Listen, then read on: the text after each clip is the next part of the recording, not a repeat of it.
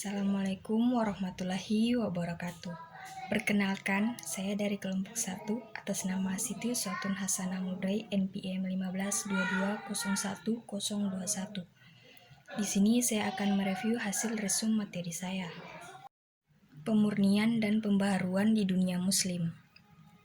Kemajuan peradaban Islam dalam berbagai bidang.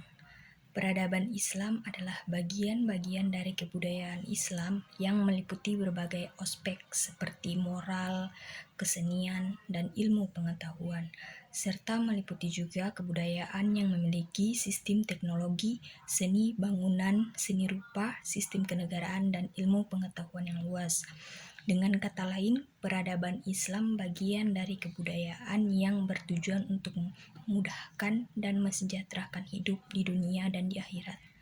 Dan periodisasi pembaharuan Islam secara umum menjadi 3, yaitu 1. Periode klasik. Pada masa ini merupakan masa ekspansi, integrasi, dan keemasan Islam. 2. Periode pertengahan. Terdapat periode kemunduran Islam pada sekitar 1250 sampai 1500 meter. 3. Periode modern. Periode ini dikatakan sebagai periode kebangkitan Islam yang mana dengan berakhirnya ekspedisi Napoleon di Mesir telah membuka mata umat Islam akan kemudahan dan kelemahannya di samping kemajuan dan kekuasaan Barat. B. Sebab-sebab kemunduran pembaharuan Islam. Yang pertama, kesatuan integral antara agama dan negara dalam Islam. Yang kedua, Islam agama yang sesuai dalam setiap zaman dan tempat. Yang ketiga, hancurnya ketahanan moral umat Islam. Yang keempat, berkembangnya sikap hidup fatalistis. Dan yang kelima, sikap hidup umat Islam yang kurang toleran. C. Perlunya pemurnian dan pembaruan. Di antara yang mendorong timbulnya pembaruan dan kebangkitan Islam adalah yang pertama, paham tauhid yang dianut kaum muslimin telah bercampur dengan kebiasaan-kebiasaan yang dipengaruhi oleh tarekat-tarekat pemujaan terhadap orang yang suci dahlal lain yang membawa kepada kekufuran. Yang kedua, sifat jumud membuat umat Islam berhenti berpikir dan terus berusaha.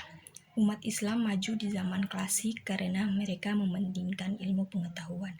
Oleh karena itu, seluruh umat Islam masih bersifat jumud dan tidak mau berpikir. Untuk berijtihad tidak mungkin mengalami kemajuan. Untuk itu perlu adanya pembaharuan yang berusaha memberantas kemujudan. Yang ketiga, umat Islam selalu berpecah belah, maka umat Islam tidaklah akan mengalami kemajuan. Umat Islam maju karena adanya persatuan dan kesatuan, karena adanya persaudaraan yang diikat oleh tali ajaran Islam.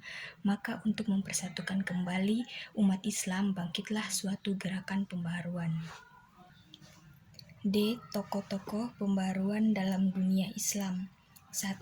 Tokoh Al-Tahtahwi, di mana pemikiran pembaharuannya jika umat Islam ingin maju harus belajar ilmu pengetahuan sebagaimana kemajuan yang terjadi di Barat atau Eropa. Untuk itu, umat Islam harus berani belajar dari Barat. Yang negara yang baik adalah negara yang pandai meningkatkan ekonomi rakyat, sebagaimana yang pernah terjadi di zaman Firaun. Kekuasaan raja yang sangat absolut sehingga perlu dibatasi oleh undang-undang syariat yang dipimpin oleh Majelis Syura atau ulama. Yang kedua, tokoh Kiai Haji Ahmad Dahlan, di mana pemikirannya pembaharuan Islam dilakukan melalui agenda perubahan sosial dengan metode ijtihad dan tajdidnya. Ahmad Dahlan dalam melakukan proses ijtihad tanpa harus memperhatikan berbagai persyaratan yang ketat bagi seorang mujtahid. Hal penting dalam berijtihad adalah berpedoman pada Al-Quran dan Al-Hadis, melakukan kehidupan masyarakat Jawa agar sesuai dengan pemahaman ajaran Islam yang benar, yaitu kembali kepada Al-Quran dan Al-Hadis bermunian ajaran tauhid dan tidak beriman secara taklid. ketiga, tokoh Kiai Haji Hashim Asy'ari, di mana pemikirannya melestarikan budaya dan adat istiadat yang memiliki kemanfaatan serta yang tidak bertentangan dengan akidah Islamiyah. Ijtihad telah tertutup dengan alasan persyaratan untuk menjadi seorang yang harus memiliki persyaratan yang cukup berat dan permasalahan hukum yang telah bertitbah taklid kepada 4 mazhab. Di bidang pendidikan, NU banyak mengelola pesantren sebagai basis perjuangan mengusir penjajah di samping sebagai tempat menuntut ilmu agama. Selain pesantren, NU juga mendirikan madrasah sebagai upaya pengembangan kemajuan terhadap sistem pesantren.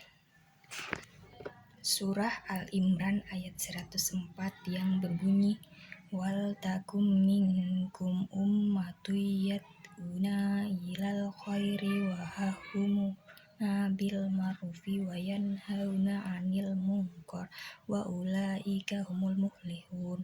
Artinya, dan hendaklah ada di antara kamu segolongan umat yang menyeru kepada kebajikan, menyuruh kepada yang ma'ruf dan mencegah dari yang munkar. Merekalah orang-orang yang beruntung. Surah An-Nahl ayat 125 yang berbunyi, Udu ila sabili rabbika bil hikmati wal mau'izatil hasanati wajadilhum billati hiya ahsan inna rabbaka huwa a'lamu biman dalla an sabilihi wa huwa a'lamu bil muhtadin.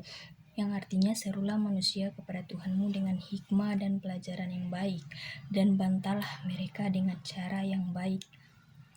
Sesungguhnya Tuhanmu dialah yang lebih mengetahui tentang siapa yang tersesat dari jalannya, dan dialah yang lebih mengetahui orang-orang yang mendapat petunjuk.